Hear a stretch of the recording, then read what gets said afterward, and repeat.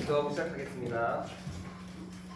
사랑과 은혜가 많으신 하나님 아버지, 오늘 귀한 날 또 허락하여 주시고 함께 주님의 전에 모여서 구약의 시대별 역사, 성경 공부 나눌 수 있도록 이 시간 인도해 주심에 참으로 감사를 드립니다. 시대별의 역사 순서로 보고 있는데 벌써 마지막 시대까지 왔습니다.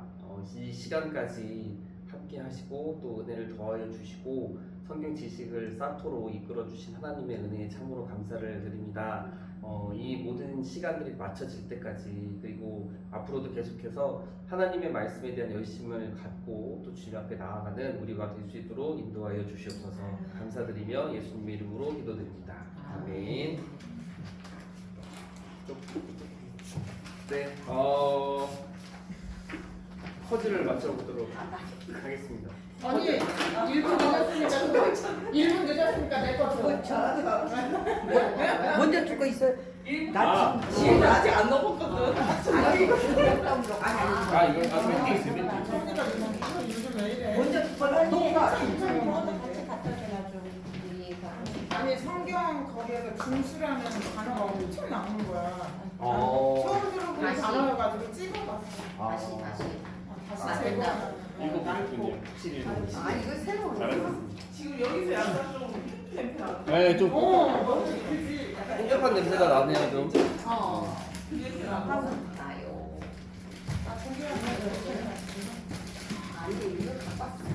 네, 퍼즐을 집에 못 갔다 맞춰봅시다. 왔어요. 아 냄새. 이거 그 냄새. 여기도 좀 열어놓지. 퍼즐을 에어컨처럼. 버스 썩으래. 퍼즐 썩지 마. 다 썩지 마. 썩지 마. 안 써도 돼요. 이거 잠깐만. 썩지 마. 안 써도 돼요. 미리 대로 가져온 거 아니지? 썩지 마.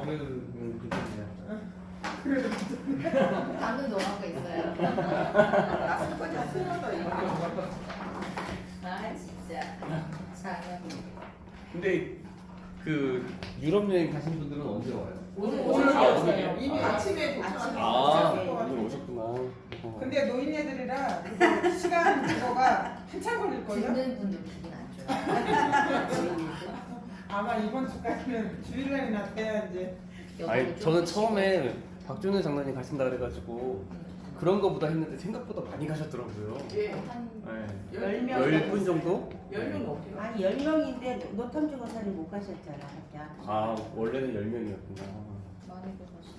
그분들이 더 건강하시죠. 최혜정이 갔는데 네. 그 꽃보다 할매 찍고 오겠다 잘해봐. 그러니까 너무 그랬더니 혼자 젊으니까 아 최회장님.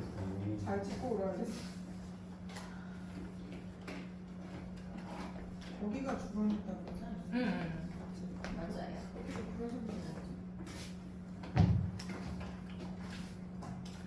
제가 우리 신임교회 와가지고 얼마 전에 한 가지 굳게 다짐한 게 있습니다. 하지 마요. 하실까요? 하지 마요. 굳게 다짐한 거. 하지 마요. 장사식 가다 주셔서 방심하면 안 돼. 방심하면 안 되겠다. 이게 무슨 말이냐면요.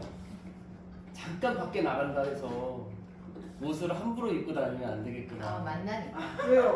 만나. 어디를 가든 진짜? 교회를 만나. 박사님 못 본 걸로 할게요. 조심해야겠다 나 깜짝 놀랐어. 생각을. 동네 아저씨인 줄 알고. 동네 아저씨인 줄 알고 그 빵집에서. 근데 또 하필이면 나를 봐. 진짜 조심해야겠다. 아니 그날 저는 아무렇지도 않았는데. 그쵸 뭐 그냥 괜히 자수하시는 거 아니, 아니에요? 나는 그 그냥 생각부터 좀- 깜짝 놀랐어. 이게 약간 조금 그랬어요. 왜냐면은 그날 무슨 날이었냐면 네. 그 유찬이가 네. 담임 목사님 댁에서 자는 날이었어요. 하율이랑 논다고 하원이랑 같이 그래가지고 이제 노는데 유찬이한테 전화가 와가지고 아빠 저희 그 게임기 그거 그 조이패드랑 가라입으로 좀 갖고 와달라고 그러길래 그래서 알았다 하면서 그냥 그대로 딱 모자 딱 쓰고 반바지에 나시를 입고 나갔거든요. 아시식이나 입으셔. 근데 또 그날 만나신 거. 성명선 집사님이 유나 유진이랑 놀아주시느라고 또 몇 시간을 또 밖에서 막 영화도 보여주시고 좀 난리도 아니었는데 또 그때 갑자기 또 만나게 된 거예요. 그리고 나왔는데 차 타고 가고 있는데 그리고 그래 성명선 집사님은 좀 잘 아니까 괜찮겠지 하고 그냥 제가 제일 놀랐어요. 그랬는데 팍 검정색 있지 어디서 보지도 못한 거. 그래서 딱 갔는데 파리바게트에서 만났거든요. 그래가지고 같이 나갈 거면. 그랬는데 거기에 또 때마침 성도님이 또 나를 부리. 네, 젊은 집사님이랑 그 딸이랑 같이 유초동 그 딸이랑 같이 빵을 드시고 계셨는데 몰랐던 거예요. 처음에 몰랐어요. 전 신경도 안 썼고 그래가지고 계산할 때쯤에 가까이 와가지고 또 깨달은 거예요. 그래서 또 너무 또 빡세게 이러고 가셨네. 파리바게트 우방이었어요. 파리바게트.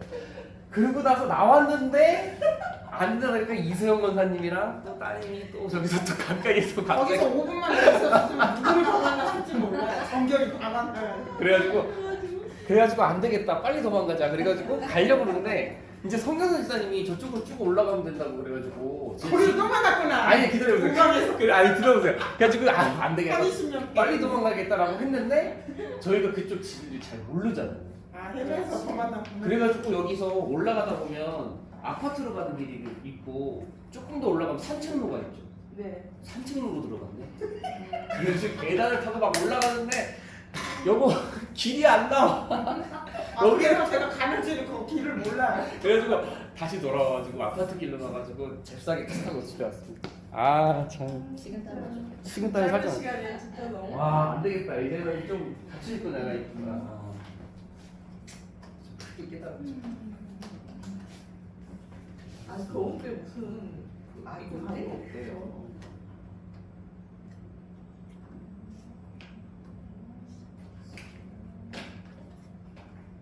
잘했어. 훌륭했습니다. 네.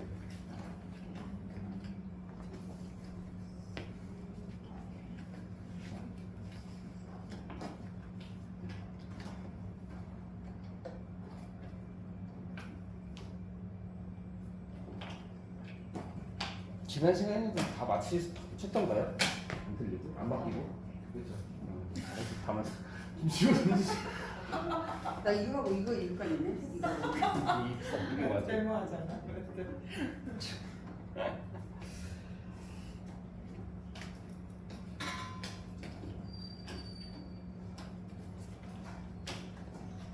우리 갈 때 우리 갈 때 그런 거를 막 했어. 그 이상한 뭔가 여기 아니 아니 저 여기가 예, 여기 예, 그런 거 예. 있잖아. 그런 거 그 뭐지? 그 미리암 막 바로 왕이 됐다 막 이런 거 이상한 아, 성경 넌센스 퀴즈. 그런 거를 막 했는데 할 생각을 하고 집에 와서 생각을 두 시대가 조금 컸었어요. 진짜 선생님 성격까지 이게 맞아. 이제 아. 이랬을 것 같아. 아무튼 진짜 재밌게 했어. 우리 뭐지? 태순 언니랑 나랑 아주 기쁨도 돼가지고 아주 거기가 시끌시끌해서 차가 돌아졌을 때. 그때 주일날. 아니요. 여기서 하나 먹고 여기서 하나 먹고. 기도원 있다 진짜. 기도원 있다고. 요단강이 뭐지? 나는 이건 맞고 여기 순서. 중남. 그렇죠? 그 나머지 다 맞고.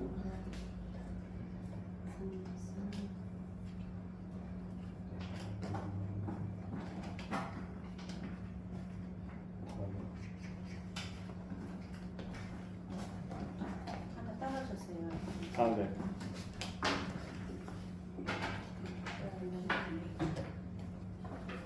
우리 양아진 전부 다 가시는 거 맞죠? 다 예약해놨거든요.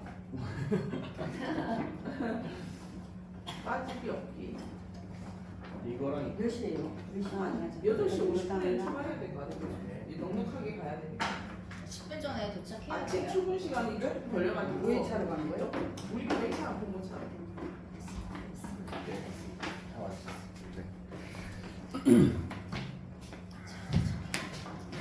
요즘에 계속 바쁘고 아침에 선생님 여기 정리했는데요. 다음 주도 안 해주면 양아진까지 가야지 수령하는 거죠. 그게 마지막 소리죠? 맞아. 그거 무조건 네, 마지막 무조건이죠. 그거 출석 체크해야죠. 그거. 양아진까지 가야지 수령하는 거라고. 네. 아무튼 오늘도 잘 맞추셨습니다.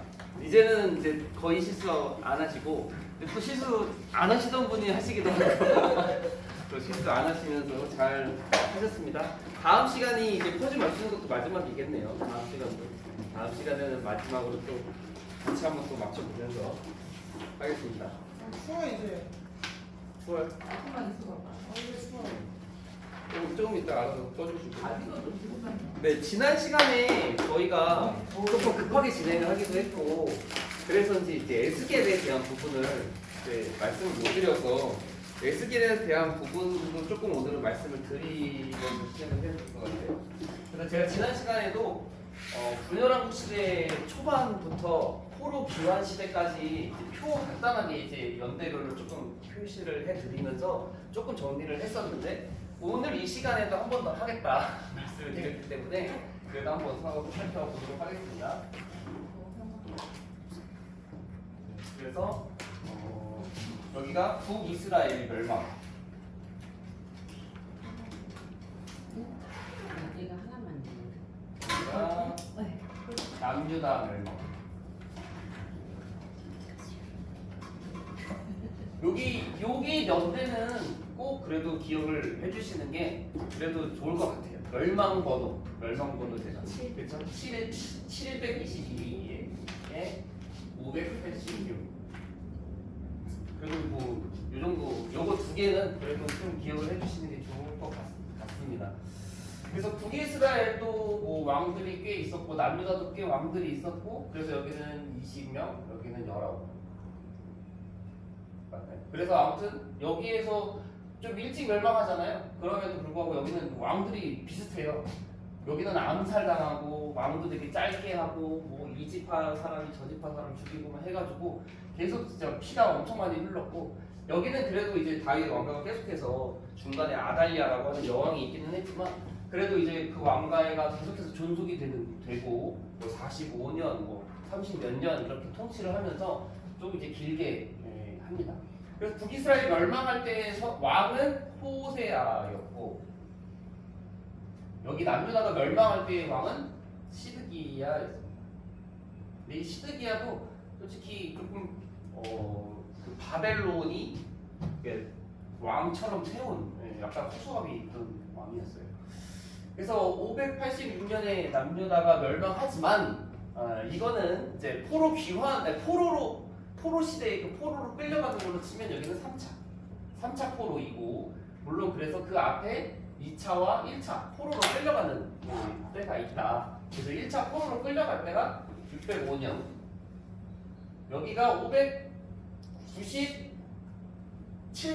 네. 네, 57년 이렇게 해서 이제 1차 포로, 2차 포로, 3차 포로 이렇게 끌려가게 되고 1차 포로 때 끌려갔던 주요한 인물이 다니엘 2차 포로 때 끌려갔던 주요한 인물이 여호야김 왕이라고 하는 왕과 그리고 에스겔이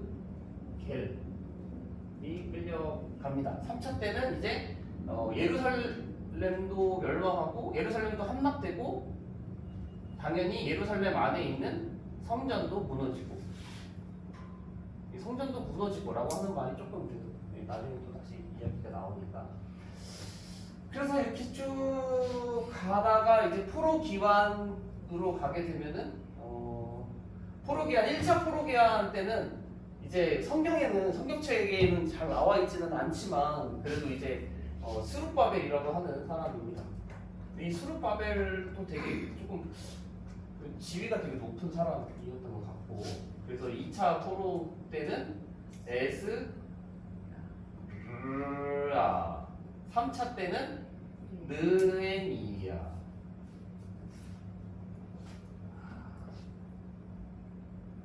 여기가 14년 차이거든요. 근데 여기는 되게 길어요. 되게 길고 여기가 444고 14를 더하면 여기 458인가 봐요. 여기가 잘 기억이 안 나네요. 여기가 지금 538. 그러니까 여기는 되게 차이가 꽤 길잖아요, 그렇죠? 여기 이제 보레스 칙령이 있으면서 이제 오게 된 거고 여기는 이제 좀 지나서 그리고 요 사이에 에스더 왕비의 이야기가 이제 있는 것이고 근데 이 1차 포로 때와 이 다니엘이 605년에 1차 포로로 끌려가지만 이 생존은 이 다니엘이 1차 포로로 끌려가서도 1차 포로 기환 시절까지도 여기가 생존해 있다가 이 참 대단한 것 같아요. 되게 장수하기도 하고 그리고 이제 나라가 그 제국이 멸망하는 것도 보고 거기에서 되게 고위 관리로서 있기도 하고 되게 대단한 사람이기도 하죠. 그리고 이렇게 봤을 때 이제 저번 시간에도 간단히 말씀을 드렸지만 이제 포로로 끌려가고 이제 그 예루살렘이 멸망해서 다시 예루살렘이 회복되는 그 해를 70년이라고 하는 것도 이제 두 가지 측면에서 볼 수 있다라는 말씀을 드렸었잖아요. 그래서 여기서 이거 먼저 해야겠다. 이 스룹바벨이 와가지고 한 업적 중에 하나는 성전 제거. 이 성전 제거의 연도가 516. 그리고 이 에스라가 와서 한 가장 큰 업적 중에 하나는 신앙개혁. 제사장이면서 학사. 그리고 이 느헤미야가 와서 한 업적 중에 하나는 성벽 제거. 중수. 네. 중수. 참 이렇게 세 가지로 볼 수 있고, 근데 이제 느헤미야 시절과 이 느헤미야와 에스라가 14년 차이라고 되어 있어서 되게 가깝잖아요. 그래서 이 느헤미야 후반에 여기에도 이제 신앙 개혁 운동이 있는데 이때 에스라가 이제 율법 책을 읽는 장면도 나온다라고 하는 부분도 봤습니다.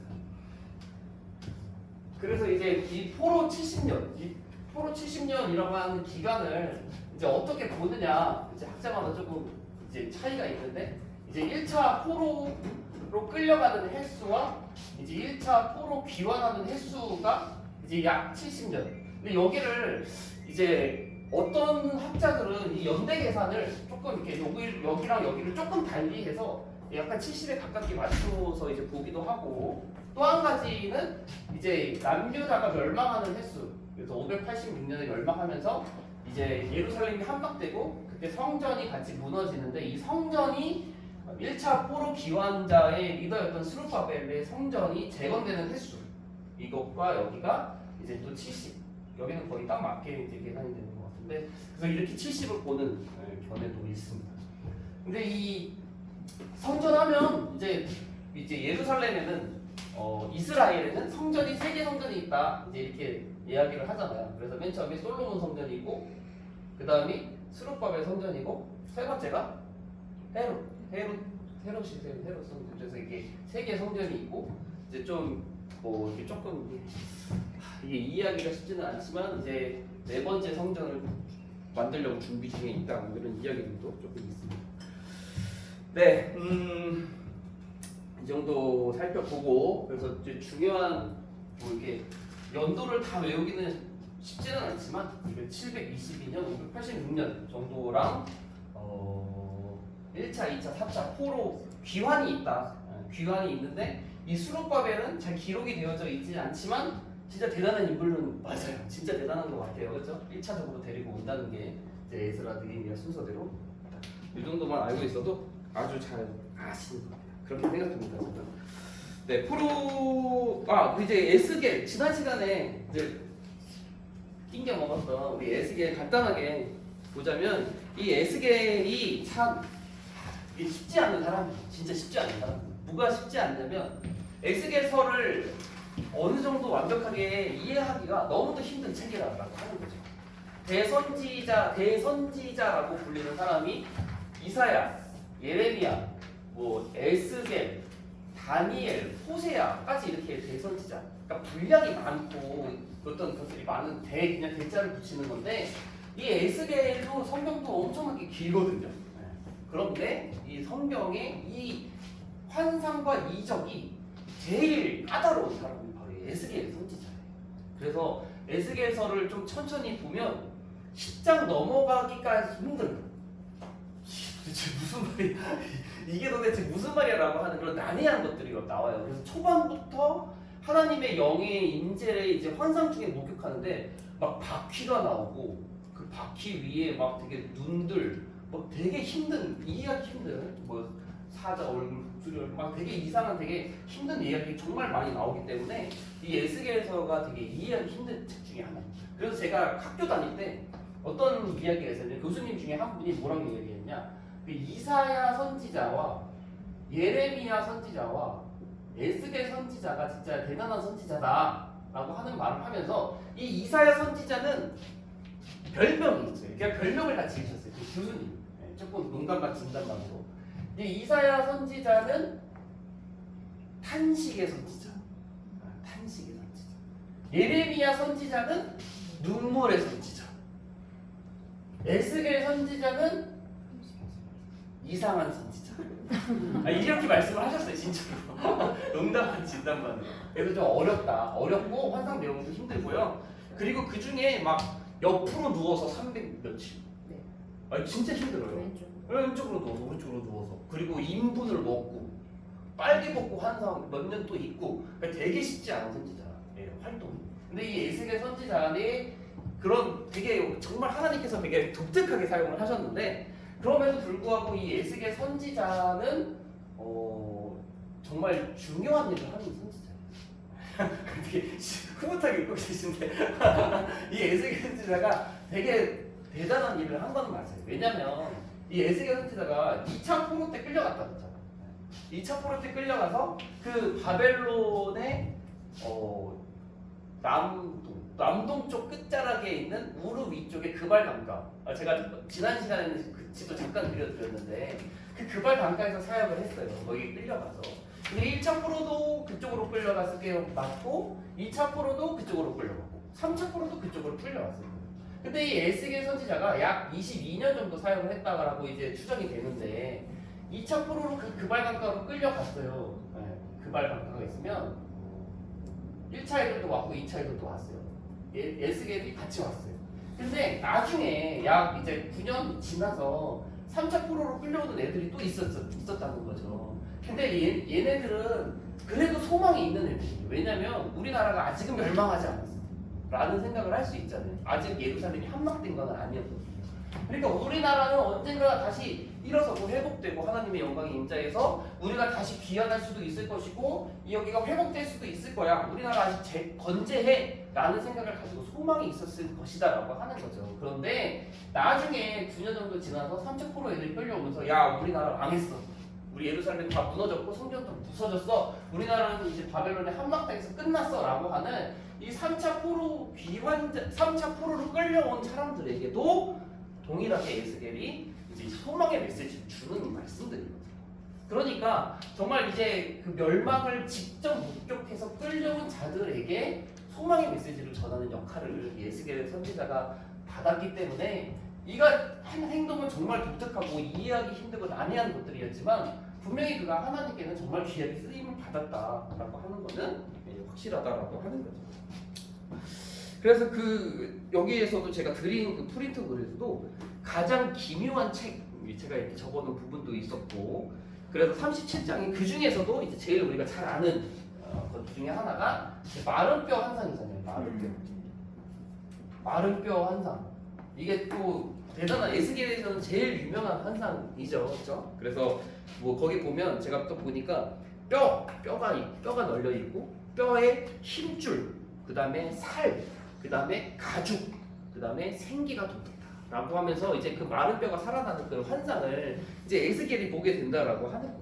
근데 이 환상이 이제 분명한 환상의 의미는 무엇이냐? 지금 이 1차, 2차, 3차로 포로로 끌려간 얘네들은 소망이 없어요, 진짜. 마른 뼈예요, 그냥 마른 뼈인 거예요. 그런데 하나님께서 에스겔을 통해서 이 마른 뼈 환상을 통해서 주시고자 하는 메시지는 무엇이냐? 너네들이 진짜 마른 뼈와 같이 정말 죽어 있는 상태, 정말 아무런 소망이 없는, 절대로 어떻게 회복되고 그런 소망도 꿈꿀 수 없는 그런 상태에서 이 마른 뼈도 그런 상태인데 하나님의 능력으로는 이 마른 뼈도 힘줄이 오고 살이 오고 가죽이 오고 생기가 돌아서 완전한 건강한 신체로 회복시킬 수 있는 것처럼 여기 끌려온 너희들도 하나님의 능력이 임하면 반드시 회복돼서 다시 유다 땅으로 복귀하게 될 것이다라고 하는 소망의 메시지를 주는 책이거든요.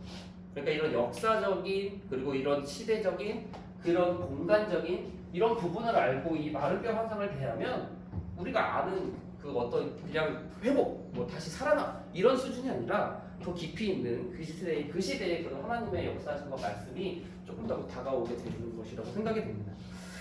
그래서 아무튼 에스겔이 아까 22년 정도 사역을 하고 560년경 죽었다라고 추정이 돼요.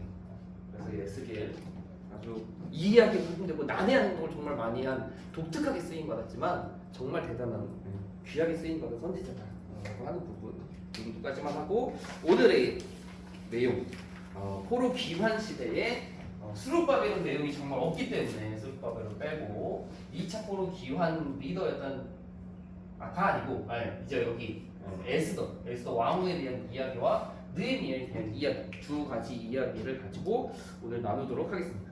아마 이 에스더와 느헤미야는 뭐 잘하실 거라 생각이 됩니다.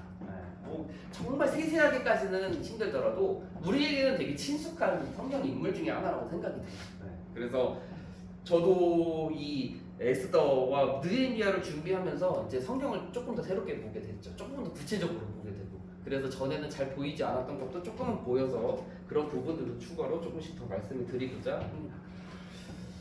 이 에스더 이게 뭐라고 해야 될까요? 약간 룻기의 룻 살짝 생각 날 수도 있어요. 왜냐면 룻 같은 경우도 우리가 좀 생각을 조금 그 시절로 가보면 사사시대잖아요. 그 시대의 룻 역시도 아무 소망이 없는 가장 낮은 신분의 이방 여인이었잖아요.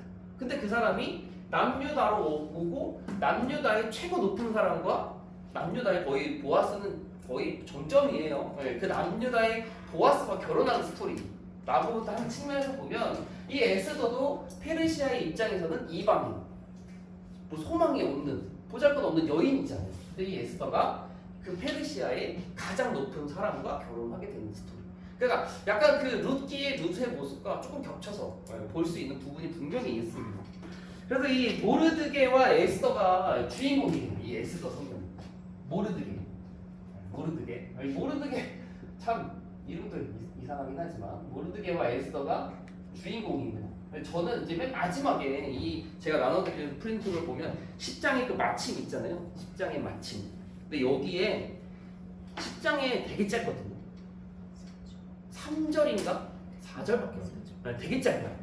근데 이 이야기에 이 에스더의 그 아름다운 그 멋진 그 이야기가 딱 맞춰지면서 10장의 이 3절에 누구 이야기가 있냐면 모르드게 이야기. 그러니까 에스더가 아니라 모르드게가 존귀함 받게 되고 모르드게를 통해서 유다 사람들이 되게 평안하게 살게 되는 이야기. 저는 이 에스더서는 이름은 에스더서지만 주인공은 찐 주인공은 모르드게다라는 생각을 이 에스더 볼 때마다 좀 생각하게 되는 것 같습니다. 아무튼 이 모르드게에 대해서 간단하게 설명이 되어져 있는데 이 모르드게가 베냐민 지파 사람이다. 그리고 597년에 잡혀왔다는 것이 좀 힌트가 있습니다. 그러니까 에스겔과 같이 잡혀온 사람이긴 하죠.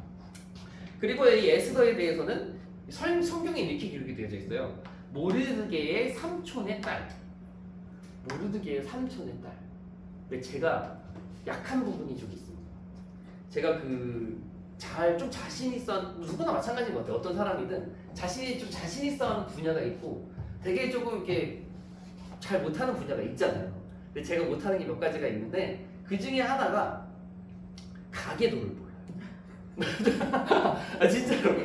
아니 근데 진짜 어느 정도로 모르냐면 어머니의 동생들, 언니들이 있어요. 엄마 쪽 이모들도 잘 몰라요. 그 정도로 제가 잘 몰라요. 처음에 어렸을 때. 그러니까 어렸을 때도 어느 정도 알잖아요. 시골도 가고 막 그러면은 되게 안쓰러우시죠? 되게 안타까우시죠? 저도 많이 헷갈렸어요. 제가 고모랑 이모를 진짜 많이 헷갈리고 저 사람 내가 얼굴 아는데 진짜 이렇게 나가지만 되게 가까운 그것도 되게 잘 몰라요. 되게 몰라요. 진짜. 근데 관심이 없어서 그렇다고 그러더라고요. 어머니가. 너 관심 좀 가져라. 별로 이렇게 관심이 없어 하니까. 그리고 또 지리. 집 밖에 집 밖은 알죠. 당연히 알지만 조금만 나가면 몰라요. 그러니까 항상 다니는 데만 다니다 보니까 그 막 주변에 저희 어머니가 되게 안타까워하시는 안타까워하는 것 중에 하나가 그 집에 되게 가까이에 뭐 화정 제가 일산 화정 그 능거 뭐 이쪽에 살았거든요. 행신 이쪽인데 조금 나가면 화전이라고 있어요. 화전.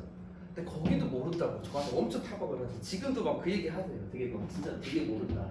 제가 이 가게 이런 집을 잘 모릅니다. 잘 모르는데 아무튼 이 에스더는 모르드게의 삼촌의 딸이죠.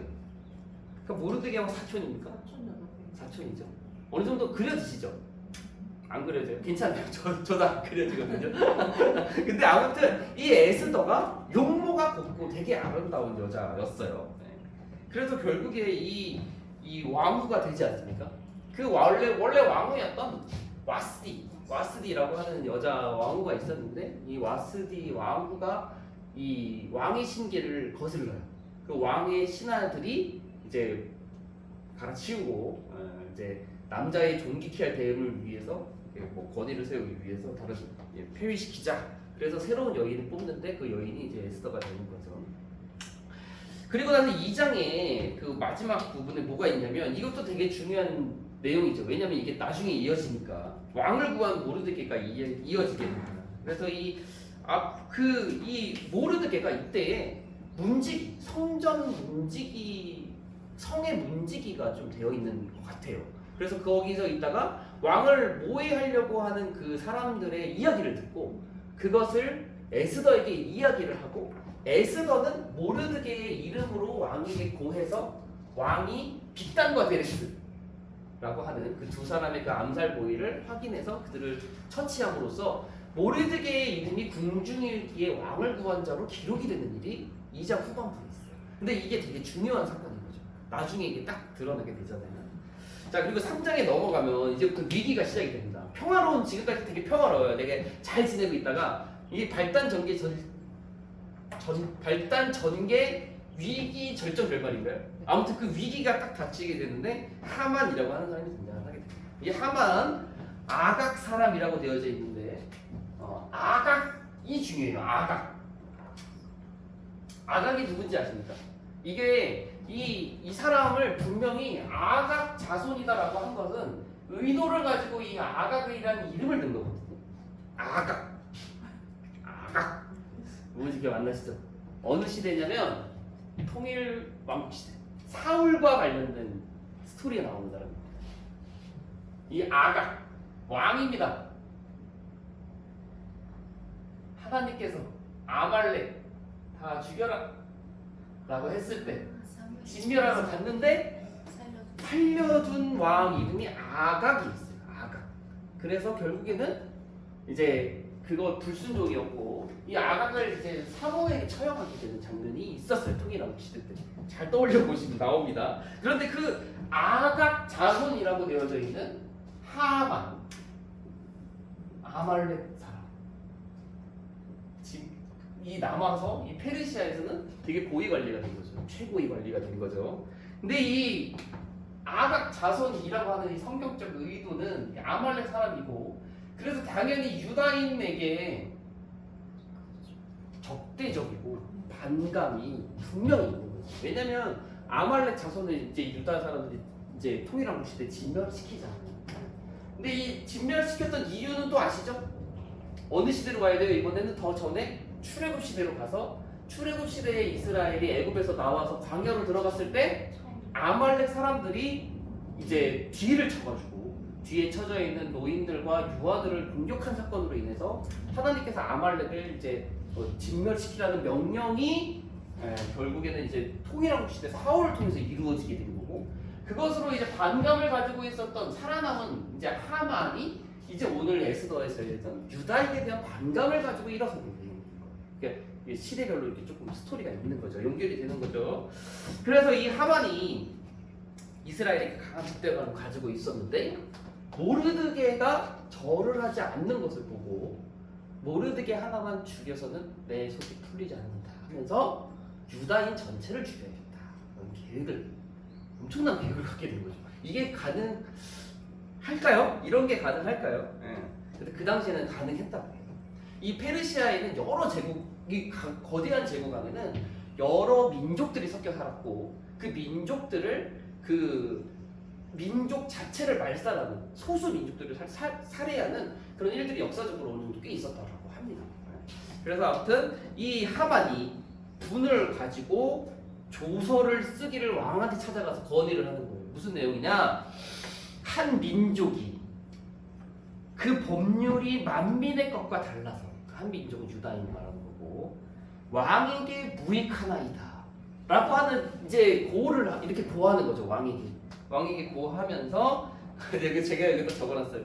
무익은 개뿔 이렇게 적어놨는데 아무튼 이 유다인들이 그 법이 왕이 그 법률과 달라서 이제 왕에게 무익한 족속이니 걔네들을 다 진멸시킵시다 라고 하는 계획을 이제 이야기를 하게 된 거고 그러면서 뭐라고 하냐면은 왕의 국고에 제가 은 1만 달란트를 드리겠습니다. 그러니까 그걸 가지고 이제 비용을 충당한다라고 하는 거죠. 근데 왕이 그걸 덥석 승낙을 해요. 근데 이제 역사적으로 이번 제가 찾아보면서 알게 됐는데 역사적으로 그 당시에 페르시아가 잦은 전쟁이 있었다고 합니다. 그러니까 전쟁이 제국이 거대하니까 전쟁이 많을 수밖에 없고 그 전쟁이 잦은 때였기 때문에 돈에 대해서 되게 민감한 왕의 상황이 또 있었다고 해요. 그러니까 전쟁하기 위해서 돈이 필요하잖아요.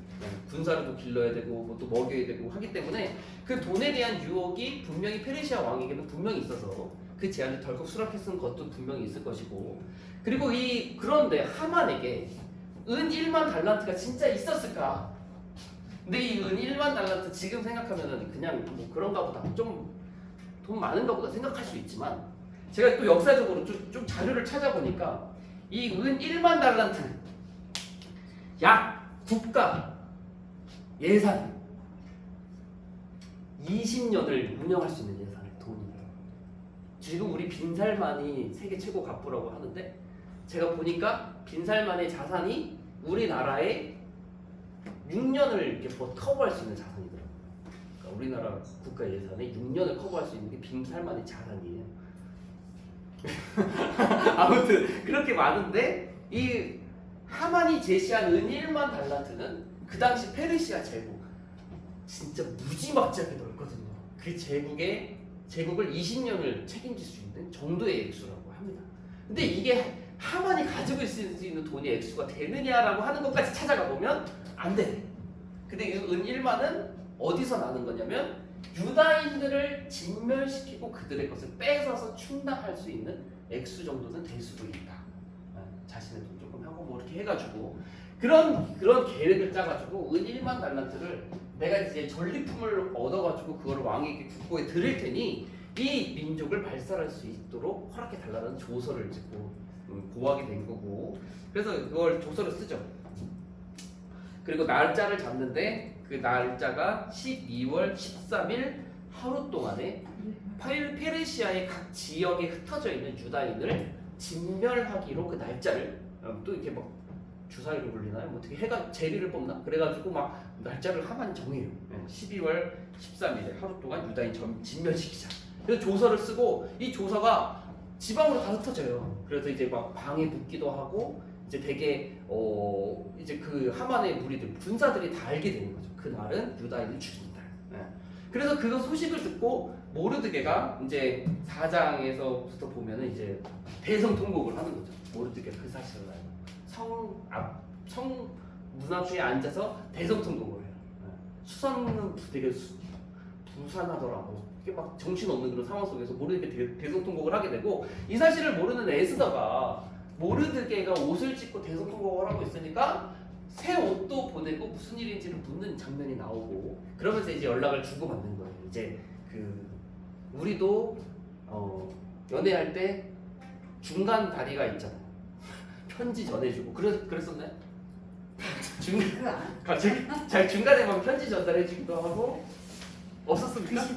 직방이에요 요즘엔 직방이지만 옛날에는 그러지 않았어요? 막 쪽지 전달해주고 아주 옛날. 아주 옛날에는 아무튼 중간에 그 내시가 참 바빴을 거예요. 누가 신하가 참 바빴을 거예요. 그래가지고 에스더가 이렇게 얘기한 거를 모르드에게 전하고 모르드가 얘기한 거를 또 에스더한테 전하는 중간 역할이 저희 자세히 읽어보면요 한 3-4번 왔다 갔다 하거든요. 편지가 돼서 왔다 갔다 하거든요.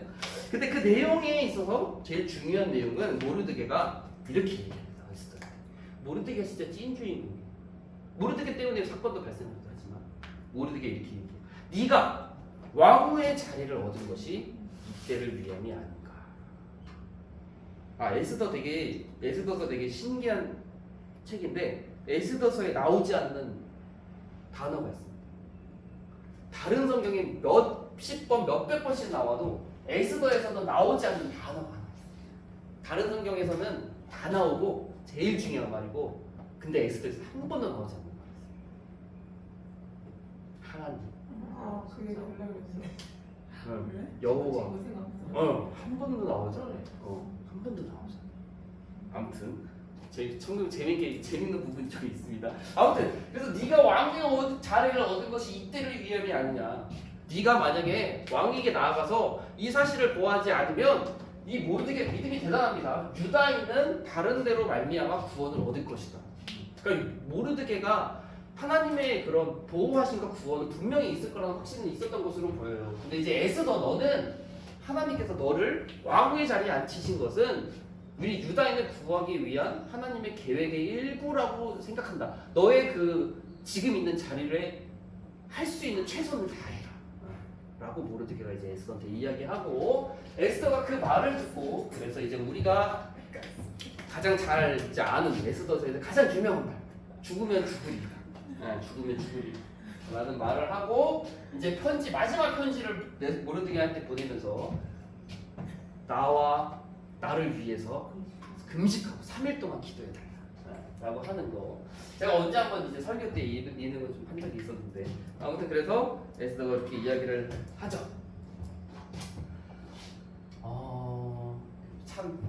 그 당시에 법이 있잖아요. 또 페르시아의 법. 왕이 먼저 귤을 내밀고 먼저 이렇게 얘기해라 하지 않는 이상은 먼저 다가가서 왕에게 갈 수도 없고, 먼저 말을 걸어서는 절대 안 되는 사형을 당하게 될 수밖에 없는 되게 그 무서운 법이 있어요. 그러니까 진짜 발언권이 없어. 아무도 발언권이 없어. 왕이 이제 먼저 물어봐야 돼요. 뭐 할 말 있냐, 뭐 이렇게 이 정도 되지 않는 이상은 먼저 다가갈 수도 먼저 말할 수도 없는 그런 법이 있어요. 그래서 이제 에스더가 고민하는 거고, 이게 느헤미야에도 이어지는 거거든요. 아무튼 그런 법이 있는데, 그래서 이제 5장에 가보면 이제 에스더가 그 후원에 이제 에스더도 금식하잖아요. 그런 금식하고 청초한 얼굴로 이렇게 수척했으면 약간 수척한 얼굴로 이렇게 좀 그래도 예뻤겠죠. 그래서 이제 서 있는 모습을 보고 왕이 이렇게 귤을 내밀어서 너의 소청을 이야기해봐. 나라의 절반이 귤이라고 이렇게 얘기하나요? 아무튼 이야기를 하니까 에스더가 제가 왕의 은혜를 입었으면 소녀가 베푸는 잔치에 내일 오소서, 이렇게 이야기를 하죠. 참 이렇게 지혜가 필요한 것 같아요. 그렇죠? 진짜 좀 어떤 분명한 좀 이렇게 지혜가 필요해요. 딱 그 기회가 왔다고 바로 이렇게 딱 되는 게 아니라 정말 그런 지혜가 필요한 것 같아요. 그래서 아무튼 잔치에 와라 이렇게 이야기를 하고 잔치에 간다 라고 이야기를 합니다. 근데 그 잔치에 결국 와요. 근데 그 잔치에 누굴 데리고 오느냐, 누굴 청하느냐, 하만도 같이 오게 해달라. 그래서 잔치에 왔습니다. 그래서 잔치에 와가지고 왕이 너의 청이 무엇이냐 물어봤더니 내일 베푸는 잔치에도 또 오십시오 라고 하는 이야기를 합니다. 그래가지고 이제 알겠다 하고 가요. 하만이 되게 기뻐요. 왜냐면 왕후가 베푸는 잔치에 나만 초대받았어. 그러니까 이제 내가 진짜 이 페르시아 제국이 정말 실세고 가장 높은 사람이야 라고 하는 그런 하만이 되게 기뻐하는 이야기가 있습니다. 그런데 그 잔치 끝나고 가는데 누굴 만나요? 모르드게. 저 꼴보기시네. 모르드게 또 만나가지고 집에 가가지고 저 모르드게 어떻게 하면 좋을까 했는데 결국 내린 결론이 높은 장대에 모르드게 매달아 죽이자 라는 계획을 딱 세우게 됩니다. 근데 이날 대박이에요. 왕이 그 그 잔치가 있던 날, 첫 번째 잔치가 있던 날 저녁에 잠이 안 오네. 요즘에 우리 어른들은 밤에 커피 안 마시잖아요. 밤에 커피 마시면 잠 안 오죠. 안 오죠. 근데 제가 어제 그랬어요. 아, 잠이 저도 이제 한번 갔습니다. 아, 늦게 한 9시에 이게 좀 마셨거든요. 그 커피도 우리 뭐 어른들 드시는 멋있는 그 뭐 아메리카노 그런 거 먹는 것도 아니고 그 다방 커피 있잖아요. 해가지고 시원하다 맛있다 하면서 먹었는데 밤에 잠이 안 오는 거예요. 지금 10시에 누웠는데 잠이 안 와가지고 거의 12시 다 돼가지고 잤어요. 근데 아무튼 이 왕이 뭘 먹었는지 모르겠는데 잠이 안 오네. 그래가지고 신하한테 역대 궁중일기를 읽어봐라 라고 해서 신하가 읽는데 그 하필 그 신하가 읽은 게 모르드게가 왕을 구한 사건, 빅단과 데레스의 음모를 파헤치고 왕을 구한 사건을 왕이 그 딱 읽게 되고 신하한테 물어보는 거예요. 그래서 모르드게한테 뭔 일을 해줬냐? 그랬더니 아무것도 한 게 없습니다. 그랬더니 모르드게를 이제 높여야겠다라고 하면서 하만을 불러요. 그래가지고 하만아, 내가 높이려고 하는 사람을 너는 어떻게 하면 좋겠냐라고 물어보죠. 근데 하만이 진짜 이 스토리가 진짜 완벽한 게 하만은 지금 기분이 어때요? 하늘 높이 올라가 있어요. 지금 지 스스로도 내가 왕답으로 가장 높아. 왕후가 베푸는 잔치에 나만 초대받았어. 이제 그 당연히 자신이 왕이 나를 높이려고 하는구나 라는 생각을 하는 거죠. 그래서 아주 좋은 옷을 입히고 뭐 말을 태워가지고 그 앞에서 뭐 왕이 존귀케 하는 자는 이렇게 하기를 원한다라고 하는 뭐 이치는 그런 사람도 두면서 엄청나게 높은 그런 이야기를 하거든요. 그럼 그렇게 하자라고 하면서 누굴 그렇게 하느냐? 하만이 아니라 모르드게를 그렇게 하라고 이야기를 하는 거죠. 하만이 뭐 하는지 아십니까? 왕이 높이려고 하는 사람은 이렇게 높이기를 원한다라고 하는 그 말을 하만이 하는 거예요. 말을 끌고 말해요. 모르드게를 태우고 완전 관계가 확 역전이 돼버리면서 하만이 이게 아닌데라는 충격을 받게 되는 거죠. 진짜 대단하지 않습니까? 스토리가 진짜 대단한 것 같아요. 하만이 도구로 사용되고 그 일을 이제 집에 와가지고 하만한테도 지혜, 책략가, 모사가 있어요. 그 집안에. 우리도 다윗 생각해보면 모사 있잖아요. 이거 기억나십니까? 다윗의 모사가 있고 압살롬의 모사가 있었습니다. 압살롬의 모사가 이 작전이 다윗을 죽이기 아주 좋은 작전이었는데 이 다윗이 심어놓은 이 사람이 작전을 압살롬이 택하는 바람에 결국 전쟁에서 다윗이 이기게 되는 내용.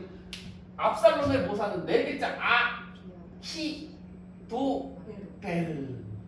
다윗의 모사가 2글자 초성인트 히읗 시옷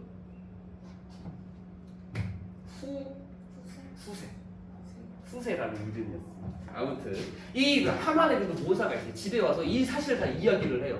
그랬더니 이 모사가 하는 말 또 의미심장한 말. 그가 유다인이면 능히 그를 이기지 못할 것. 그러니까 과거의 그런 역사를 다 이제 그가 유다인이고 그러면 우리 아말렉은 또 패할 것. 당신이 그를 이기지 못할 것. 이렇게 하만한테 이야기를 해줘요. 충격을 받았겠죠. 딱 그때 또 무슨 일이 벌어지느냐? 왕의 신하가 하만의 집에 들이닥쳐서 잔치 갈 시간입니다 라고 딱 들어요.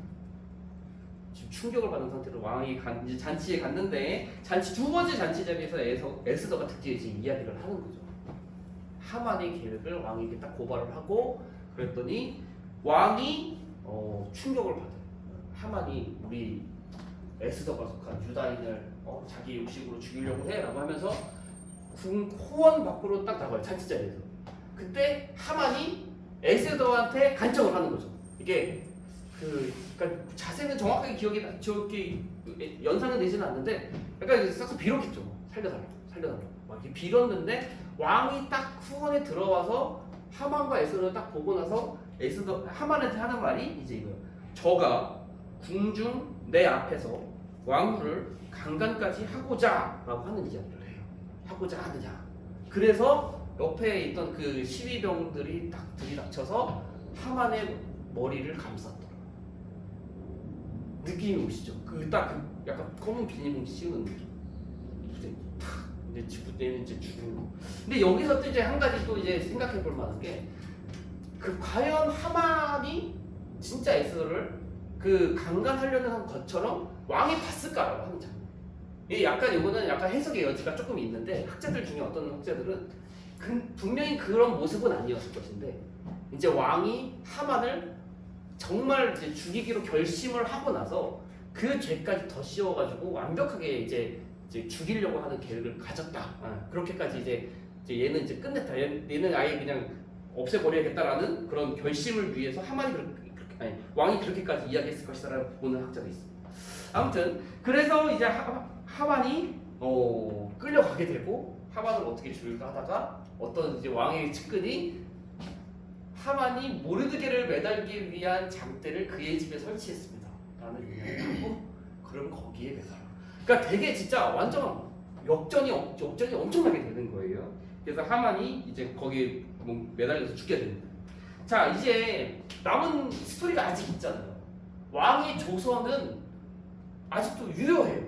12월 13일에 페르시아에 흩어져 있는 유다인들을 진멸하라. 조선은 아직도 유효합니다. 그러니까 이 조서를 어떻게 해야 되잖아요. 근데 그 당시에 또 페르시아의 법이 있어요. 페르시아만의 법이 성경에도 이제 몇 가지 소개가 되지만 지금도 몇 개 살펴봤지만 페르시아의 법은요. 이게 바벨론도 비슷한 것 같은데 페르시아의 조서는 무효화를 할 수가 없어요. 그러니까 내가 저번에 다니엘도 마찬가지예요. 다니엘 시대도 사자 30일 동안 왕 외에 다른 신이나 다른 사람에게 절하면 사자굴에 가는 거. 조서 쓰잖아요. 인정만 찍잖아요. 근데 이것도 바꿀 수가 없는 거예요. 왕이 아무리 내가 이거 무효화할래, 내가 이거 없던 일로 하고 싶어 라고 해도 없앨 수 있는 게 아니에요. 그러니까 조서에 찍었으면 반드시 그렇게 해야 되는 거예요. 그러니까 12월 13일에는 반드시 페르시아 군인들이 유다인들을 공격하게 돼 있어요. 특히 하만의 사람들이겠죠. 그럼 어떻게 해야 될까요? 무효하지 못하니까. 그거를 커버할 수 있는 새로운 조서를 쓰는 방법밖에 없는 거예요. 그러니까 악의를 품고 이제 하만이 몰락한 것을 보면서도 그럼에도 불구하고 유다인들에게 악의를 품고 유다인을 죽이려는 사람들이 분명히 있을 텐데 그 아말렉에 남은 사람들 특히 그런 사람들에게는 유다인들이 반격해서 죽일 수 있는 조서를 새로 쓰는 거예요. 그래서 성경 스토리가 이렇게 이어지는 것입니다. 그래서 그 날은 유다인이 자신을 죽이려는 사람들에게 반격해서 죽여도 되는 조서를 쓰고 그것을 다 이제 퍼뜨리게 되는 거죠. 근데 참 아이러니한 거는 그런 조서가 발휘되었음에도 불구하고 악감정을 가지고 있었던 수산과 그 지역에 많은 사람들이 있었다고 하는 거예요. 결국에는 12월 14일 대학살이 벌어집니다. 유다인들을 막 죽이려고 하고 준비된 유다인들은 반격을 해서 죽이려는 그런 아말렉과 그런 민족들을 이제 처치하게 되는 일이 생기게 되는 것이고 딱 여기에서 또 한 가지 이제 성경을 딱 자세히 보면은 한 가지 뭐냐 한 가지 청을 더 이야기를 해요. 다음 날에도 우리가 공격할 수 있도록 우리를 죽이려는 악감정을 가진 사람들에게 공격할 수 있도록 하루를 더 연장해달라. 그래서 13일과 14일에도 이렇게 반격을 하는 일이 벌어지게 되는 것이고 왜냐면은 이게 약간 그 수산에는 그렇게 하지만 그 다른 지방에는 그런 전달, 그런 연락 이게 좀 오래 걸리는 거예요. 그러니까 이제 그런 날짜 그런 것들은 조금 거기에 포함이 되는 것 같더라고요. 13일, 14일 그렇게 하고 불임절이 제정이 되는 거죠. 원수에게서 해방되는 날, 불임절. 그래서 해마다 12월 14일과 15일. 그러니까 13일은 피 흘리는 날, 14일도 피를 흘리는 날이지만 14일은 수산의 기쁨이 있는 날이고 15일은 이제 지방의 기쁨이 있는 날. 그래서 14일과 15일에 축제로 지키게 되는 불임절이 이틀이 되는 것이고 그래서 이제 10장에는 아까 잠깐 말씀드린 대로 살개의 절 1절부터 3절까지 있는 10장에서는 모르드게 이야기가 나와요. 모르드게가 유다인들을 죽이게 하고 유다인들을 평안케 하고 제일 높음을 받게 되는 이야기로 에스더서가 마치게 됩니다. 스펙타클한 이야기 한 3분만 쉬고 바로 이어서 내일 이야기까지 나누도록 하겠습니다. 이야기 다 됐어.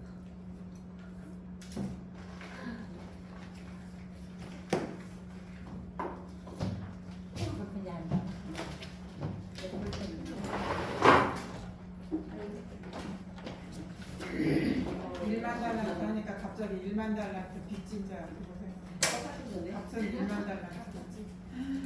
대단하다. 대단한 거야. 그래놓고 그 조금 아신 사람한테 가갖고 아니 내가 부자 사람이 그렇게 부자였단 난리 말이야. 났어? 부자 사람들이 그렇게 부자였단 말이야. 그러니까. 그 가끔가다 성경에 옷 찢는 그게 가끔 나오는데 진짜 옷을 찢는 거야. 진짜. 회개하는 의미로? 예, 그게 약간 그 통회하는 마음, 약간 그런 상한 심령, 그리고 그 상황에 슬퍼하는 마음, 약간 그런 것들이, 그러니까 찢음으로써 이렇게 상징적으로 이런 보여주는 그런 것 같아요. 내가 정말 이렇게까지 아파한다, 힘든 상황 가운데 있다라는 거를 어떻게 찢어도 어디까지 찢어질지 모르겠지만 잘 찢어지는 원단이었을 거야. 그 당시에 좀 왜냐면 약간 그때 당시에 그 재질이에요. 저기들이 잘 찢어졌을 거야. 안 찢어졌어. 그거 찢어졌어 또 하네. 안 찢어져. 읽을 때마다 여기저기서 옷을 찢었다는 그런 걸 해서 항상 그런 때 찢더라고. 옷을 찢고 뭐 머리에 젤을 덮어 뒤집어 쓰고 먼지를 날리고 약간 그런 것들 다.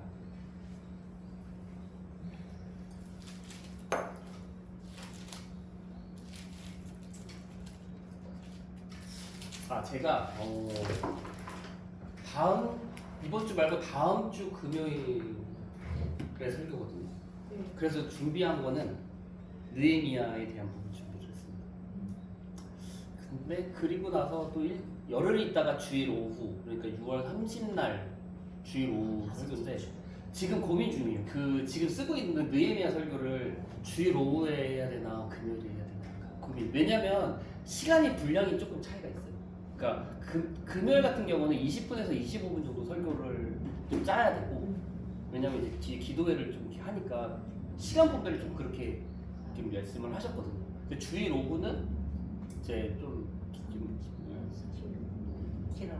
제가 이 시험 기회 와서 설교가 길어졌어요. 이상하게 그 시험 기회 오니까 갑자기 설교가 길어져가지고 제가 전에는 A4 용지로 11포인트로 A4 용지 11포인트로 6장 정도를 썼거든요. 그래가지고 근데 시험 기회니까 8장 9장이 돼가지고 지금 37분 막. 맞아요. 처음 소개하실 때 되게 짧게 하셨어요. 아, 저 그랬나요? 네. 그 아브라함 설교했을 때? 네, 처음. 네. 아, 그때는 좀 짧았을 거예요. 네, 그때는 좀 짧게 하셨어요. 근데 그때도 한 7, 8장은 나왔을 텐데 이번에 교준 보니까 막 술술술 이렇게 내가 할 말이 많았다면서 아무튼 이게 좀 느헤미야가 좀 길어지면 주일 오후로 가는 거고 이제 좀 짧아지면 짧게 이제 마무리가 될 것 같으면 금요일을 그렇게 보고 있습니다. 아무튼 느헤미야로 이제 가면은 느헤미야 이제 진짜 대단한 사람이에요.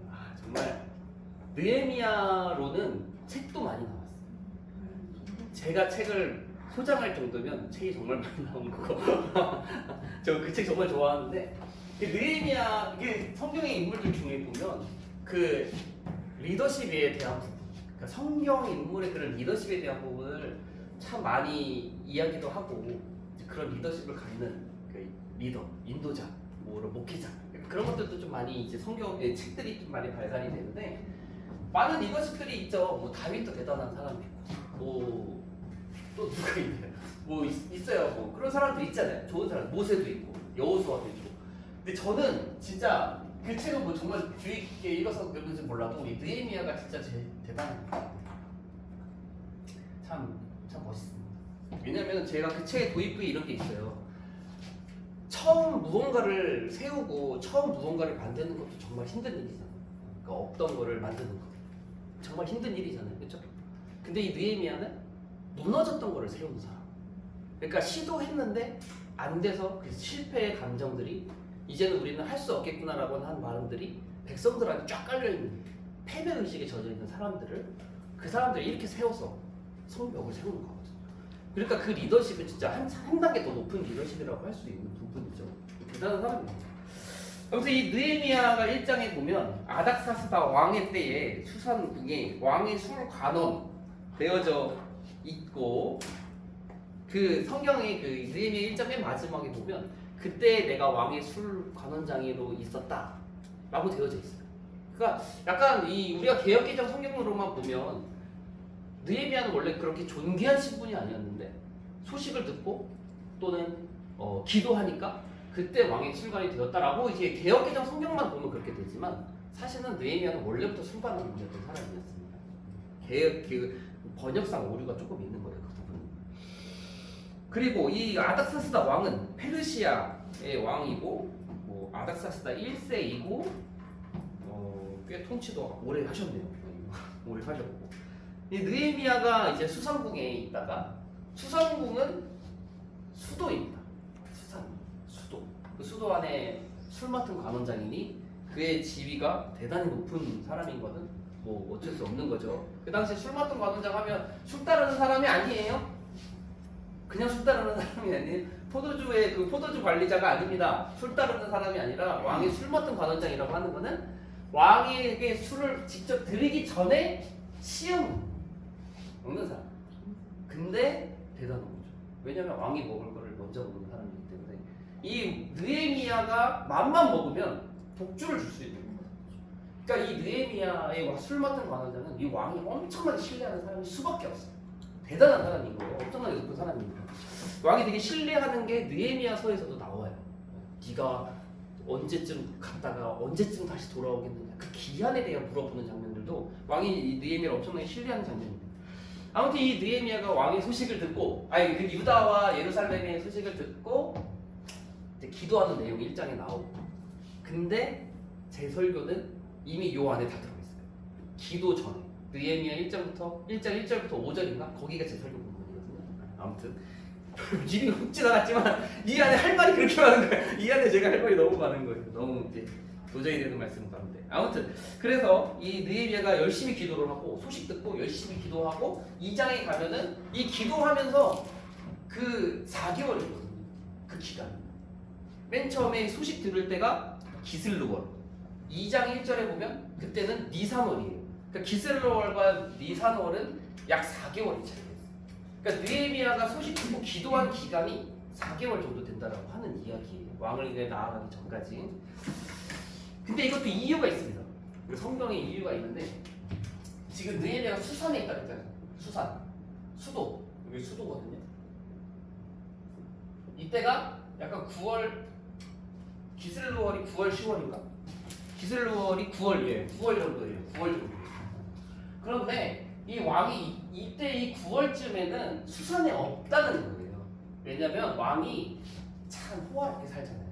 그래가지고 여름에는 앙메다궁, 한번 성경에도 나오는 것 같은데 앙메다궁에 가서 휴양을 보내고 겨울에는 바벨론에 가서 휴양을 보내다가 그 딱 시절이 지나면 봄, 가을에는 수산, 수도로 와서 통치를 하는 거예요. 그러니까 통치하는 장소가 조금씩 다른 거예요. 해마다. 네. 그러니까 휴양을 가서 거기 별장이나 뭐 그런 데서 지내겠죠. 그러다 보니까 이 수산에 있는 이 느헤미야에게는 왕이 지금 다른 곳에 가 있는 상황인 거예요.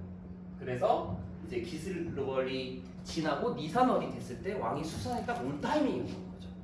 그리고 그때까지 느헤미야는 기도를 하면서 2장의 초반부에 보면 이제 왕이 먼저 묻잖아요. 너의 얼굴에 수심이 이쁘다. 약간 이제 에스더랑 되게 겹치죠.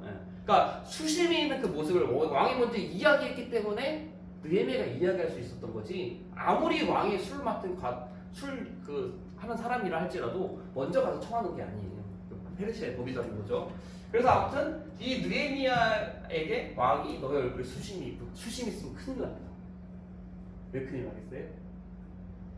이 뭔가 꿍꿍이가 있는 것처럼 보일 수 있잖아요. 지금 얘가 독탔나? 그 왕 앞에서 그런 표정을 지는 거는 진짜 차명이에요. 거의 그런 수준인 거예요. 근데 이제 그 왕의 마음을 하나님께서 감동시켜 주셨는지 이제 그렇게 이야기를 떠내는 거죠. 그만큼 신뢰를 하니까. 그랬더니 이제 느헤미야가 이야기하는데 성경 잘 읽어보면 느헤미야가 정말 술술술술 이야기를. 그러니까 되게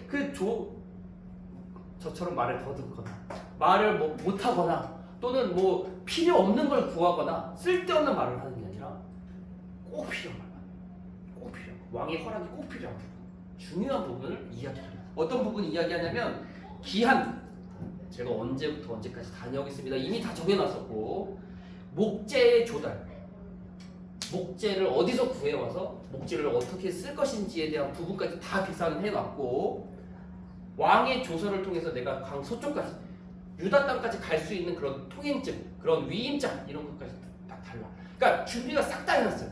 그러니까 느헤미야의 마음에 이게 아까 설교가 여기까지 하려다가 좀 줄였는데 느헤미야의 마음 가운데 이 하나님께서 이 기도를 분명히 이제 선한 역사를 이루실 것이다라고 하는 확신 가운데 이런 모든 것들이 다 이미 다 계획을 다 세우는 거예요. 우리 그 MBTI 보면은 되게 철저한 계획행위가 그런 거 있잖아요. 이 느헤미야가 진짜 철저한 계획행위 정말로. 그러니까 그 갑작스럽게 하거나 감정파가 아니에요. 정말 계획이 철두철미 계획이 다 있습니다. 그래서 그거를 다 이제 이야기를 하고 허락을 받아가지고 귀환을 하게 되는 거죠. 이제 목재 조달.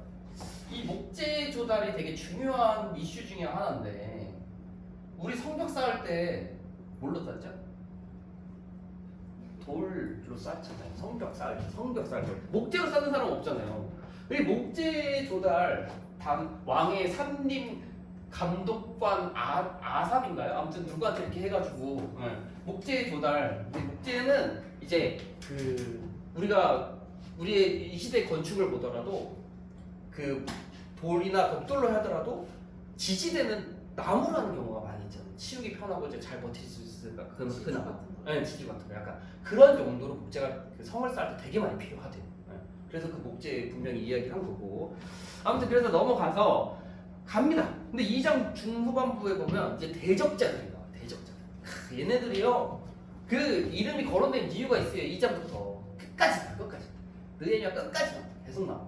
그래서 그 산발랏, 도비야, 게셈이라고 하는 사람.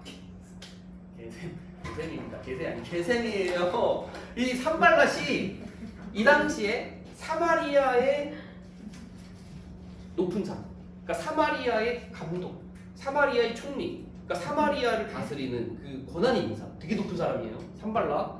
그리고 도비야는 암몬 사람 도비야. 그러니까 산발랏의 종, 그러니까 산발랏의 종이었던 암몬 사람 도비야. 아무튼 이 도비야도 그쪽 사람이고 게셈도 그렇습니다. 근데 이거 참 산발랏 도비야 게셈. 또 이거 외우는 방법입니다. 산발랏이 여기만 나와요? 아니 계속 나와요. 느헤미야서에 계속 나와요. 산발랏 계속 반복적으로 나와요. 자, 산발랏 도비야 게셈 산도게리. 이렇게 외웠어요. 이렇게. 아무튼 산발랏 도비야 게셈 산도게리. 안 잊어버리겠죠? 산발랏 도비야 게셈. 아무튼 이런 일이 있고 저도 배운 거예요. 저도 제가 짠 게 아니에요. 아무튼 이제 느헤미야가 이제 유다 땅에 귀환을 하고 예루살렘에 귀환을 해서 이제 이 철저한 계획형이라니까 딱 도착해가지고 다 잡을 수 있대. 노새 딱 타고 몇몇 사람만 딱 대동해가지고 왕의 호위병들도 같이 왔거든요. 대동해가지고 예루살렘 막 싹 돌아요.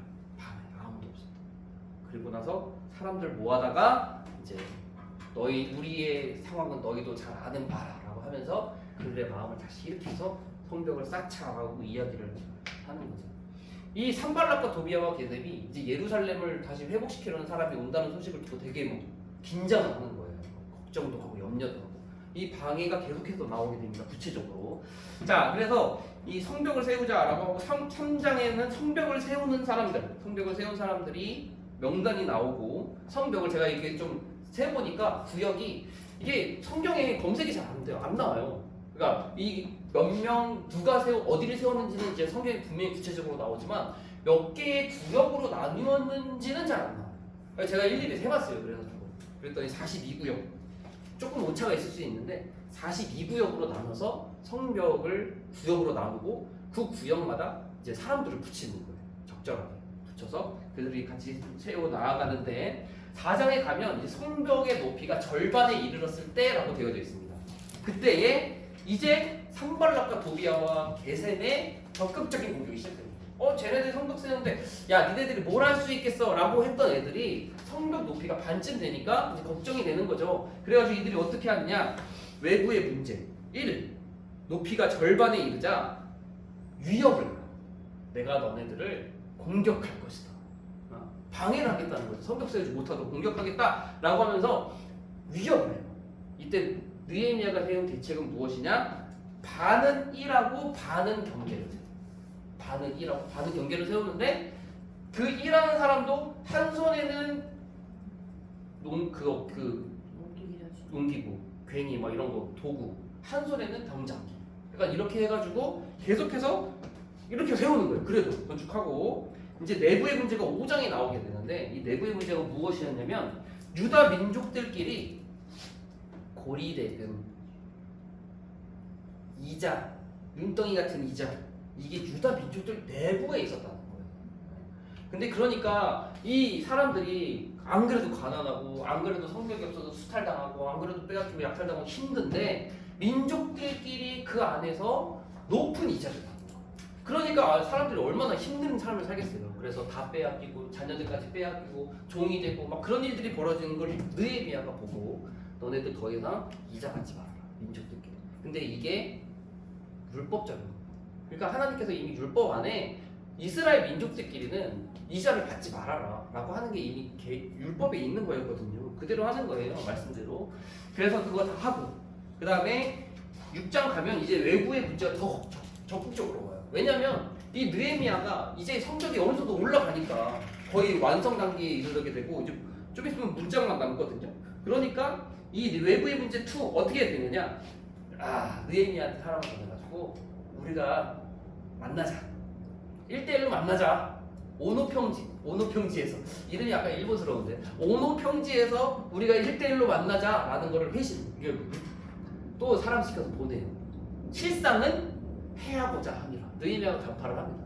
4회나 했는데 가지 않아요. 그 다음에는 봉하지 않은 편지를 보내는데 이 봉하지 않은 편지는 이 느헤미야가 아닥사스다 왕을 대적해가지고 유다의 한 나라를 만들어서 왕을 이제 멀리하고 이제 그 성벽 세움으로써 이제 페르시아의 지배를 거절하고 새로운 왕이 되려고 한다라고 하는 의미하려고 하는 그런 내용이 담긴 봉하지 않은 편지. 그래서 그 봉하지 않은 편지라고 하는 거는 누구든지 열어볼 수 있는 거잖아요. 그래서 그것이 헛소문을 퍼뜨리는 작전. 되게 치밀합니다. 세 번째, 이 사람들이 정말 작정했어요. 거짓 선지자, 스바냐 선지자를 또 이게 돈으로 매수해가지고 걔네들이 너를 공격하려고 하니 너는 그 성소로 피신해라. 라고 하는 또 이런 이야기, 거짓 선지자의 이야기.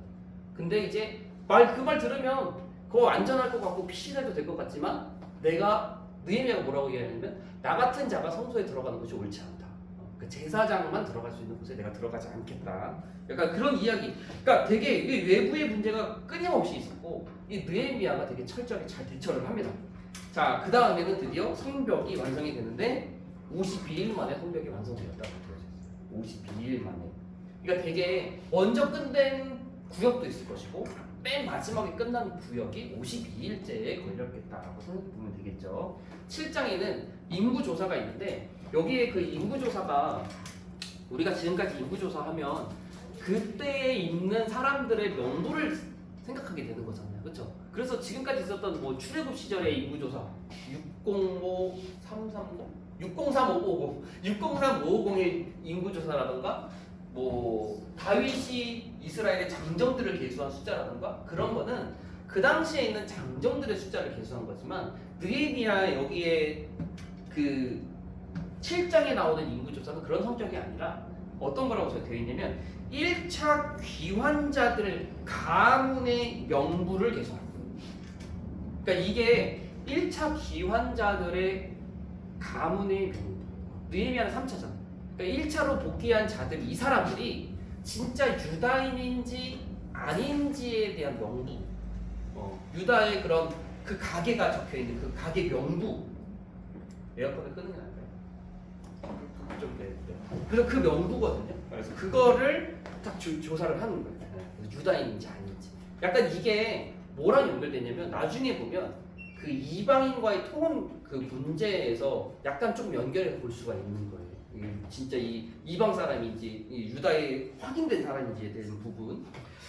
자, 그래서 8장부터 10장까지는 종교 개혁에 대한 부분입니다. 제가 아까 말씀드렸었죠. 이 느헤미야가 성경 재건도 했지만 신앙 개혁 운동도 했었는데 이때에 등장하는 사람이 우리 친숙한 에스라가 등장을 합니다. 에스라. 동시대 사람입니다. 동시대 사람이에요. 그래서 이제 주석 보면 제가 좀 보면서 생각한 게 야, 이 성벽 재건하고, 막 그렇게 큰 일이 있었고, 유다 내부에 뭐 고리대금의 일들, 산발라 도비아 게셈의 공격들 있는데 에스라 지금 그때까지 한 번도 거론되지 않다가 이 종교개 칼리가 띡 나타나고 율법책 읽고 약간 뭐지 약간 생각할 수도 있는데 깊이 생각해보면 근데 이걸 어떻게 이제 주석에서는 아냐면 이 에스라가 이런 신앙개혁 운동을 펼친 이후에 느헤미야도 그 아닥사스다왕한테 기한을 정해서 다시 돌아가거든요. 여기 잠깐 보면은 후반부에 나와요. 다시 왜 페르시아로 돌아가게 되는데 이 에스라 역시도 자신의 이제 2차 인솔을 한 다음에 와서 신앙개혁 운동을 하고 어떤 이유로 인해서 그 유다 땅에 지금 벗어나 있다가 때마침 성벽이 재건되고 그 이후에 신앙개혁을 할 때 그때 복귀를 해서 귀환을 해서 같이 힘을 냈을 것이다라고 보는 그런 일들도 있습니다. 아무튼 이 에스라가 율법책을 낭독을 하고 초막절을 지키고 그리고 이제 이 사람들이 되게 말씀에 대한 갈급함이 있었어요. 그래서 막 다 모여가지고 말씀 읽고 막 아침부터 저녁까지 막 서서 읽고 뭐 기도하고 막 엄청납니다. 그래가지고 초막절도 일주일 동안 지키고 죄를 자백하고 신앙의 새로운 결단을 합니다. 그런 일들이 부응하고요. 그 다음에 보면은 11장에는 인구 정착 작업. 근데 이거 진짜 성경 이렇게 보면 좀 재밌어요. 인구 정착 작업이라고 하는 거는요. 이거 이해하신 분 있으면 여기 부분 읽으면서 조금 이렇게 잘 보면 잘 안 보면 잘 이해가 안 되는데 예루살렘에 사는 사람들을 모집하는 거예요. 예루살렘 사는 사람들이 예루살렘의 수도임에도 불구하고 살기 싫었다는 거죠. 성벽이 건축되었음에도 불구하고. 왜냐하면 예루살렘 내부에 성벽은 건축됐지만 그것이 그렇게 온전하고 그렇게 되게 단단하고 매우 잘 지어진 것은 분명히 아니었을 것입니다. 왜냐하면 52일 만에 지은 성벽이기 때문에.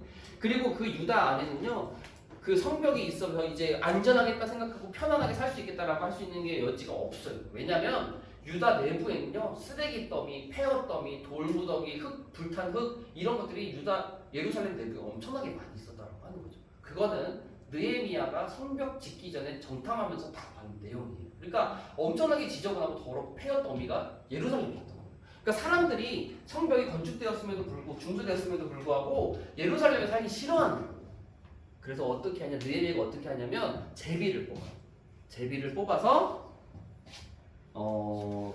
10분의 1인가요? 10분의 1을 제비 뽑아서 유다의 예루살렘에 정착시켜요. 거기서 살게끔. 그리고 제비 뽑고 그 이후에는 자원하는 사람들 명단이 등장해서 자원하는 사람들도 같이 예루살렘에 머물게 되면서 그 사람들이 먼저 터전을 잡고 예루살렘을 깨끗하게 하기 시작하고 살 수 있는 공간으로 만들기 시작해서 이제 사람들이 유입되게끔 약간 그런 계획과 그런 실천을 하는 거죠. 자, 13장에 보면 이때가 바로 느헤미야가 잠깐 페르시아로 복귀했을 때예요. 복귀하고 나니까 이 사람들이 성벽도 중소하고 신앙 개혁 운동도 하고 그래가지고 사람들이 막 여호와에 열심히 그 당시에 있었음에도 불구하고 느헤미야가 페르시아로 돌아갔거든요. 성경에는 제가 구체적으로 나와 있지 않은데 돌아와서 본이라고 되어져 있어요. 아무튼 돌아와서 본 내용들이에요. 이 유다에 참 안 좋은 일들이 벌어지고 있었던 거죠. 느헤미야가 부재 중인 당시 1년에서 2년 정도밖에 되지 않거든요. 역사적으로. 근데 그때 무슨 일이 있었느냐? 성전의 방 도비야가 또 등장을 해서 도비야가 성전의 그 방을 차지하고 있었던 거예요. 제사장과 결탁해서. 이 산발라 도비야가요, 그 유다와 되게 친근해요. 그러니까 그 도비야가 특히 유다의 높은 사람이랑 제사장과 그쪽이랑 혼인 관계가 있어요. 그 자녀들 그쪽에. 아무튼 되게 연결이 되어져 있는데, 그래서 이 도비야가 성전 안에 방을 차지하고 있었던 거예요. 제사장의 그런 기물, 그런 재물 두는 그런 곳에. 그래가지고 느헤미야가 와가지고 다 끄집어냅니다.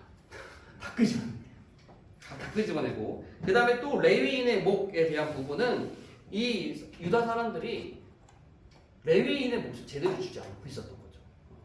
느헤미야가 부재 중인데. 그래서 느헤미야가 백성들로 하여금 레위인의 몫을 제대로 줘라라고 이야기하는 내용 나오고 안식일에 대한 부분은 안식일에 일하지 말라라고 했음에도 불구하고 이제 안식일에 일하고 뭐 성문 열어놓고 사람들 왔다 갔다 하고 그러니까 그거 하지 마 안식일 일하지 마 안식일 철저히 지켜라고 이야기하는 부분 그리고 14장 맨 마지막에 이방인과 통혼 이방인과 결혼하지 말자 분명히 했는데도 불구하고 이방인과 통혼하고 결혼하고 하는 부분들이 있어요. 여기서 나오는 내용이 뭐냐?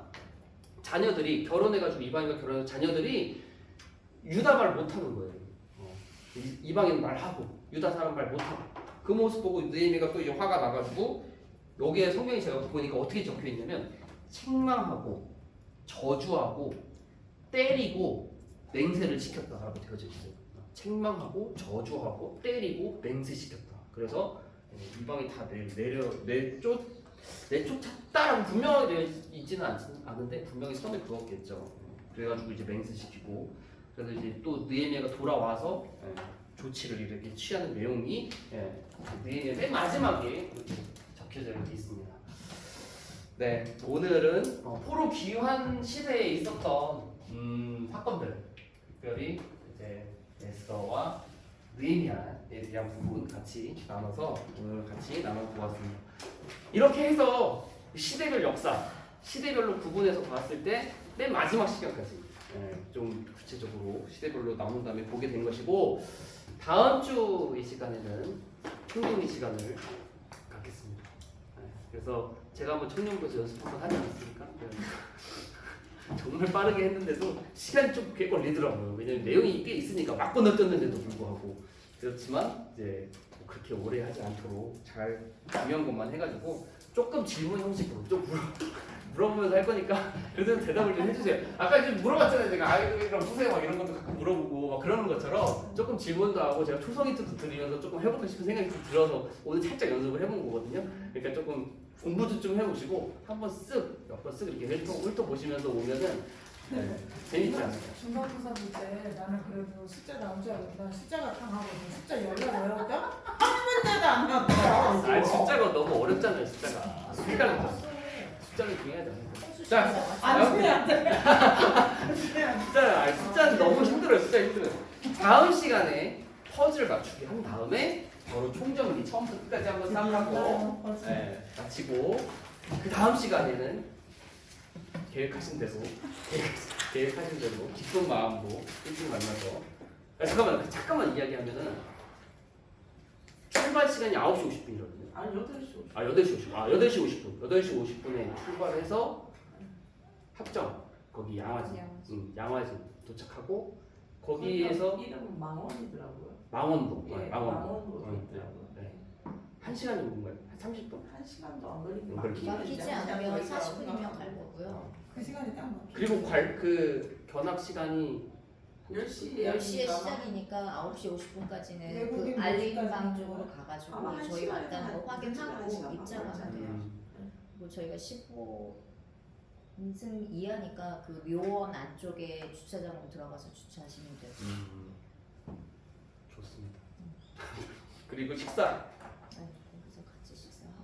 식사 장소를 알아봐야 돼. 지금 알아봐야 돼. 뭐 얘기 알아보고 통역사님 계신다고. 알아보고 거기는 웨이팅이 있어서 좀 웨이팅 좀 하면 안 돼요? 웨이팅 해놓고 맛있는 남원시장 구경하고 남원시장 있고 거기 유명한 시장.